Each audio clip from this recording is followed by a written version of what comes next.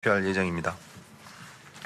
그리고 금주 월요일에는 수출활력 재고 대책이 발표된 바 있습니다. 무역금융 확충, 수출 품목의 다변화 및 고도화, 시장의 다변화, 그다음에 업종별 기업별 맞춤형 지원 인프라 강화 등의 주요 내용으로 발표되었습니다.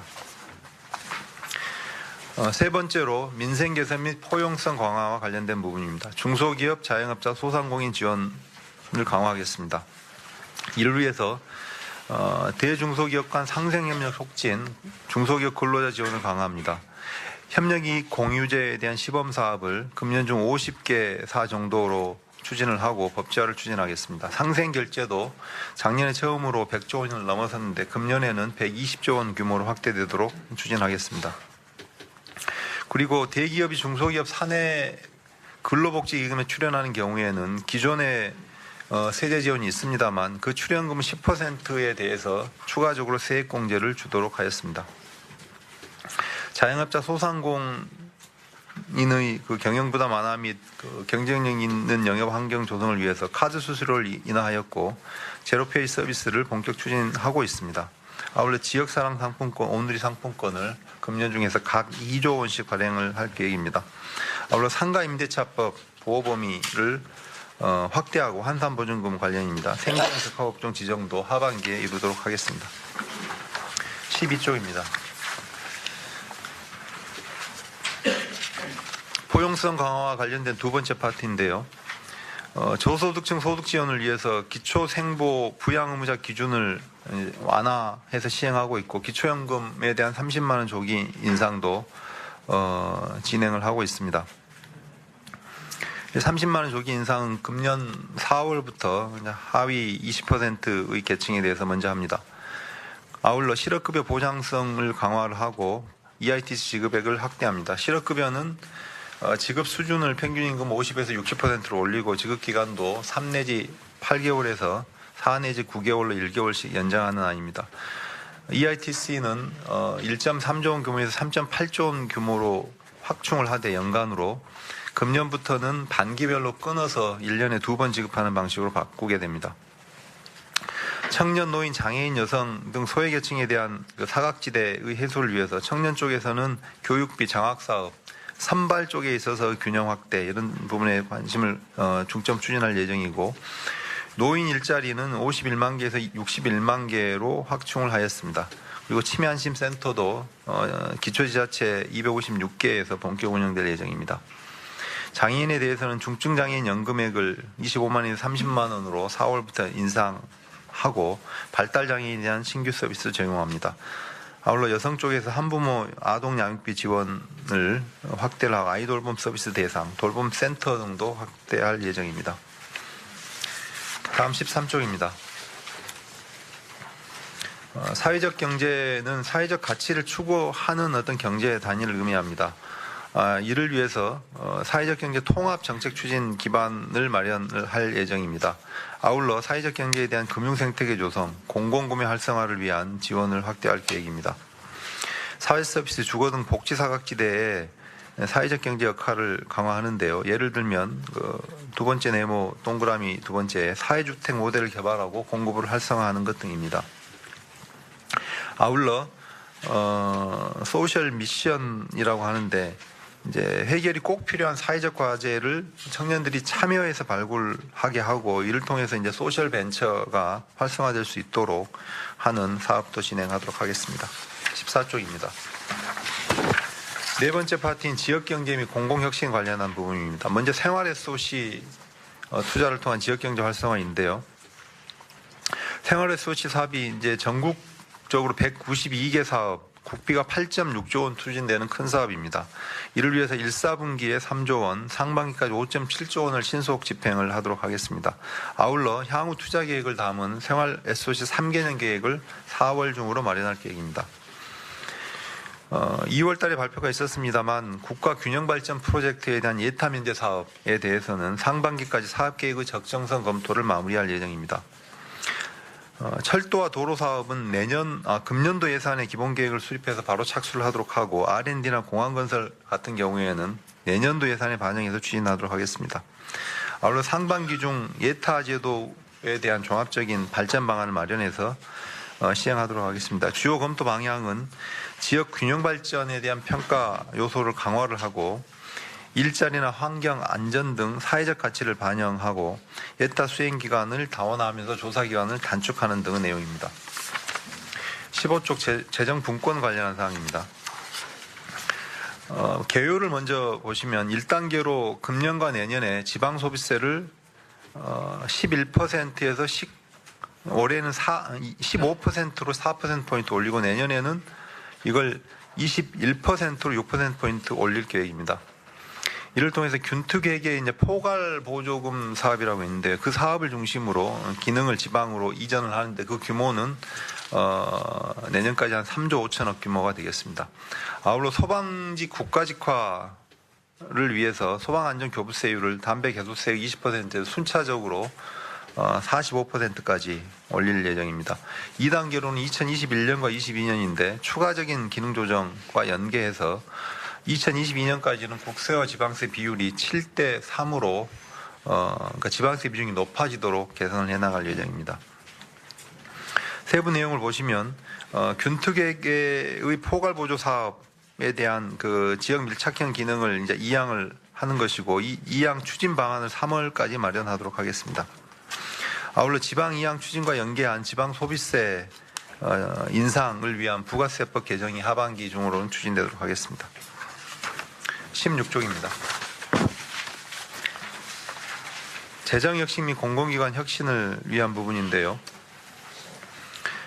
기재부 차원에서 역점을 두고 있는 것이 이제 국유지 등 국유재산 토지개발 선도사업 관련한 부분입니다. 이게 국유재산 총조사를 작년에 했는데 그때 확인된 것이 유유행정재산으로서 10.5만 필지가 확인이 되었습니다. 이에 대해서 이제 유유행정재산에 대해서는 용도 폐지 등을 하고 그를 통해서 11곳의 선도사업을 진행을 하고 있습니다. 두 번째, 재정지출 전반에 대한 전략적 지출 검토를 추진을 할 예정입니다.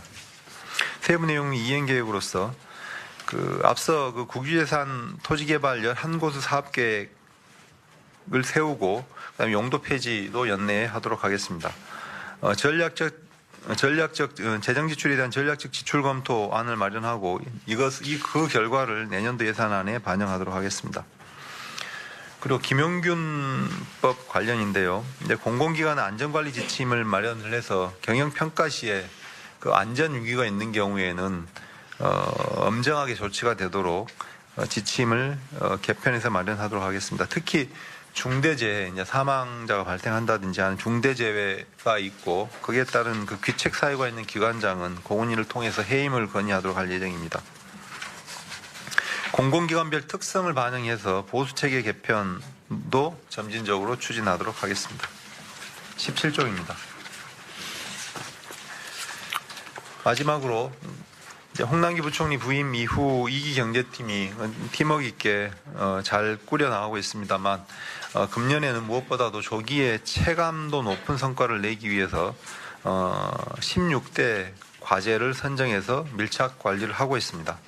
이를 위해서 과제별로 주간 부처에 대해서는 책임 담당관을 지정해서 운영을 하고 있고 경제활력대책회의 장관급입니다.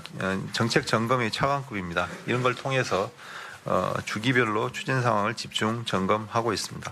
그리고 속도를 내서 국민이 체감할 수 있도록 빅 프로젝트에 대한 부분, 이건 이제 기업 투자 프로젝트 등입니다.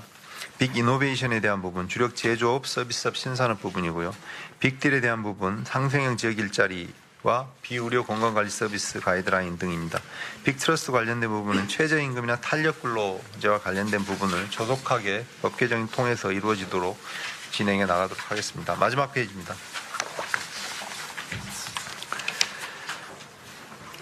이러한 정책 노력을 통해서 2019년에는 성장의 경우에 2018년 2.7% 성장을 했습니다만 작년과 유사한 수준의 성장을 이룰 수 있도록 노력을 집중하겠습니다. 물가의 경우에 최근 1% 미만의 물가를 보이고 있습니다만 작년과 비슷한 수준의 물가가 예상되고요. 고용의 경우에는 작년에 10만 명의 취업자 증가가 있었습니다. 그리고 1월 달에는 부진했습니다만 점차 나아지는 모습으로 진행하지 않을까 생각을 하고 있고 연평균으로는 15만 정도를 목표로 진행을 하고 있습니다.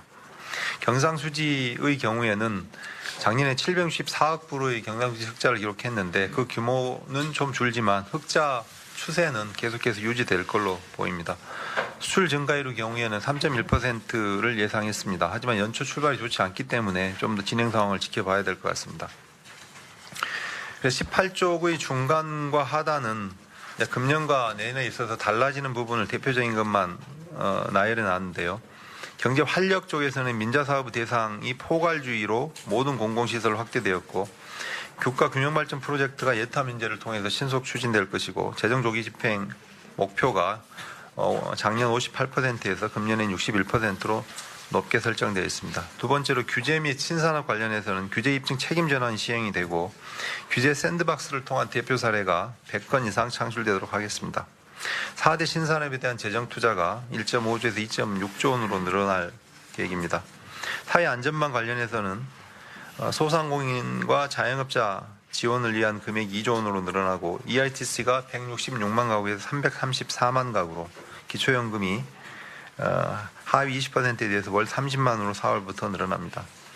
사회적 경제 부문에 대한 그 보증 지원도 늘어나고 재정 및 공공기관 혁신 쪽에서는 공공기관 안전관리 배점이 원래는 이제 1 내지 2점이었는데 그 배점 규모가 최대 6점까지 벌어집니다. 그리고 안전관리에 실패한 경우에는 이게 0점 처리가 되기 때문에 이 안전 부문에서 최대 6점까지의 점수차가 벌어지고 그렇게 되는 경우에는 평가 등급이 공공기관이 2단계까지 차이가 나게 됩니다. 그래서 큰 차이가 나고 이 부분에 있어서는 공공기관의 그다음에 공공부문 전체의 선도적인 역할이 중요하다고 봅니다.